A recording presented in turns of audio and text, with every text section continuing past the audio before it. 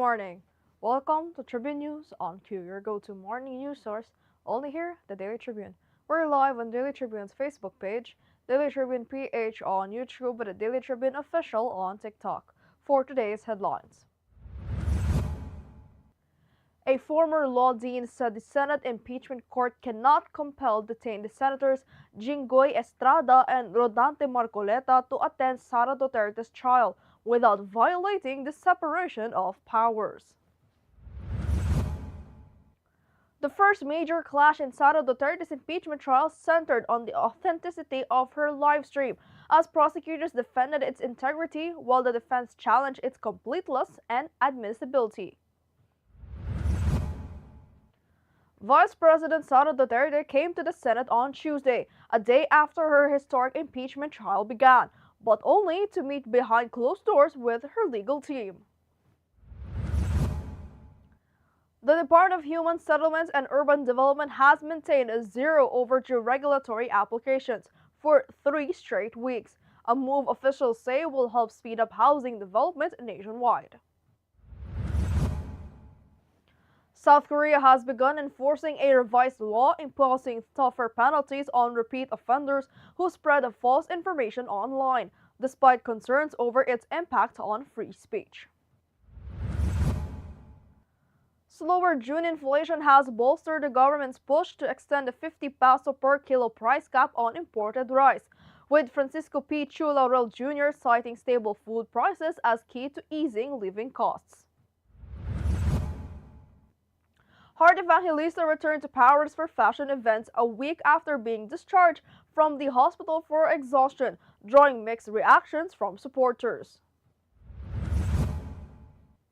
Mark Torcaso has mapped out the Philippine women's national football team preparations for the 2027 FIFA Women's World Cup, aiming to surpass their 2023 campaign and reach the knockout stage.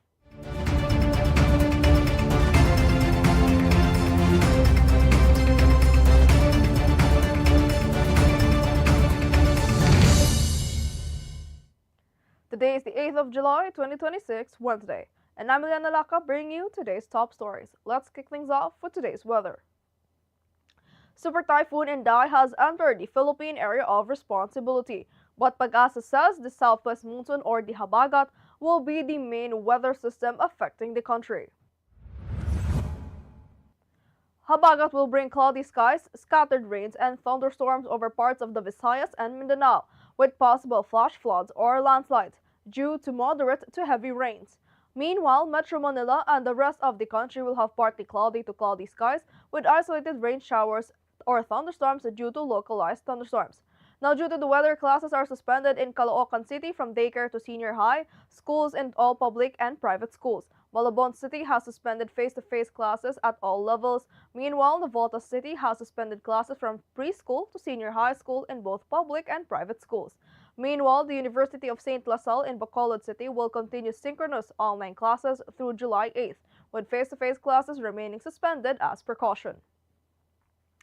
Now for a traffic update. Light traffic is reported at Balintawak Toll Plaza, Mindanao Toll Plaza, Bukawi Toll Plaza, and San Fernando northbound and southbound lanes.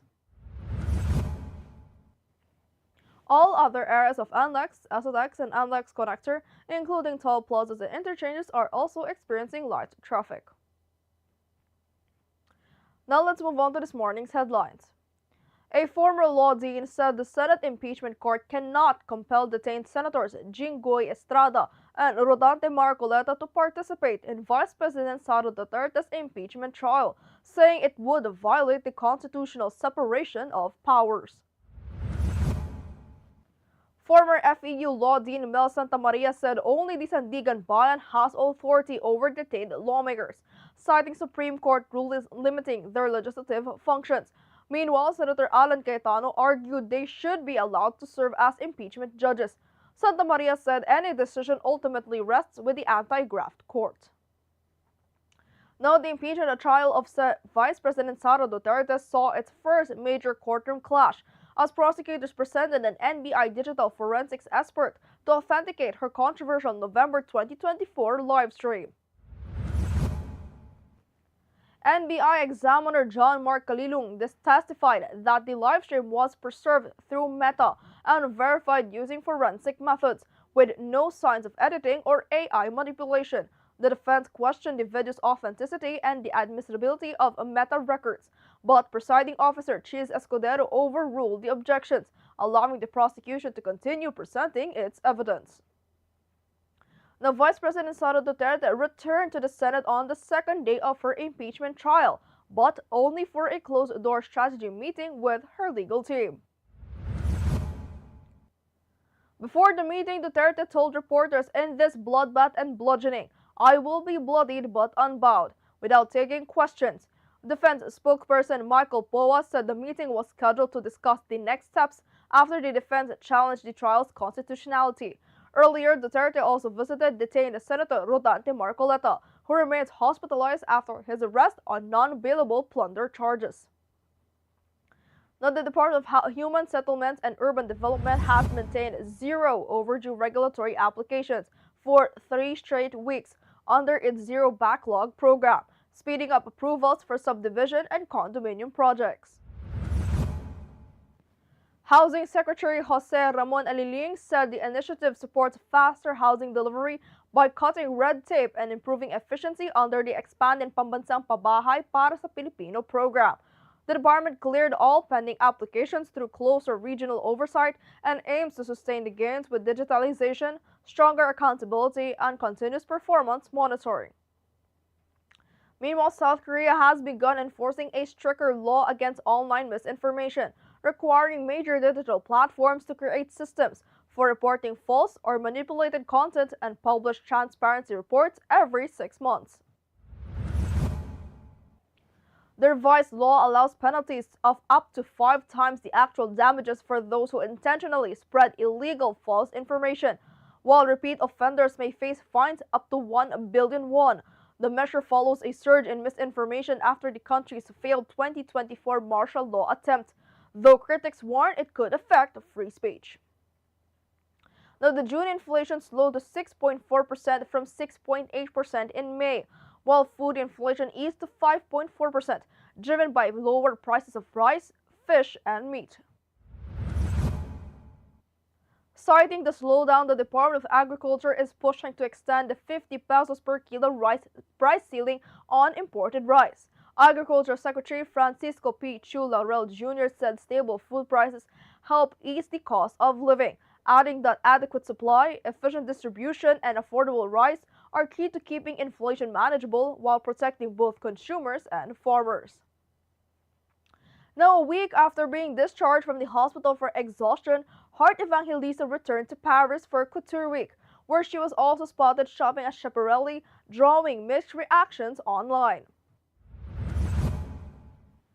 While some netizens questioned her recovery, others defended her. Meanwhile, Enrique Hill sparked dating rumors after being seen with Andrea Brown at the Bicol airport, though neither has confirmed their relationship. Meanwhile, Vice Ganda and Vic Soto also announced their first film together, The Greatest Showdown, set for release in 2026. The Philippine women's national football team head coach Mark Torcaso has mapped out a 4-content preparation for the 2027 FIFA Women's World Cup in Brazil, aiming to improve on Filipinas' 2023 campaign and reach the knockout stage. Backed by the Philippine Football Federation, the team has begun its preparations through training camps and international matches. A recent camp in San Diego allowed Torcaso to assess a 30-player pool as he continues building the squad for the World Cup. Now, a quick look at today's horoscope.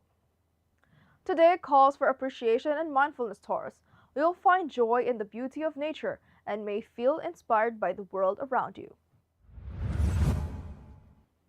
Be extra careful when handling important paperwork and pay attention to your health if minor concerns arise. In love, heartfelt messages can bring you and your partner even closer.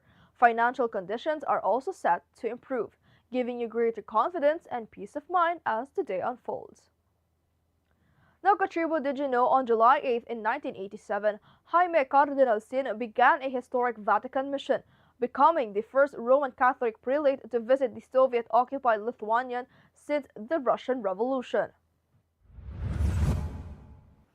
representing Pope John Paul II, who was barred by the Soviet authorities from attending Lithuania's 600th anniversary of Christianization. Cardinal Sin's visit quickly became a powerful symbol of faith and peaceful resistance. Thousands of Lithuanians secretly gathered to welcome him despite government restrictions, using the occasion to call attention to the persecution of Catholics under the Soviet rule. Cardinal Sin later described the trip as a pilgrimage of friendship and love, but it also strengthened international awareness of Lithuania's struggle for religious freedom.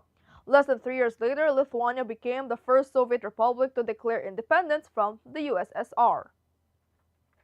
Now, this morning's viral comes from a TikTok video that has racked up 978,000 views and 247,000 likes, featuring a hilarious student skit that feels like a full-blown fever dream. The clip matches together random scenes from different movies, trending moments, and completely unexpected situations, leaving netizens laughing at the chaotic mix. Let's watch this.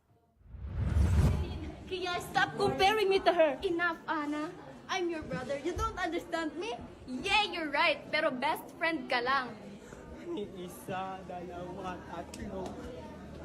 Mali ko lang. Hindi ka na pakpak, Abi? Hindi ka na pakpak? Labis nang naiinip, nayayamot sa bawat saglit. And that's all for now, mga katribu. Join us again at 1 o'clock p.m. for more updates. This has been Eliana Lacap for Tribune News on Q.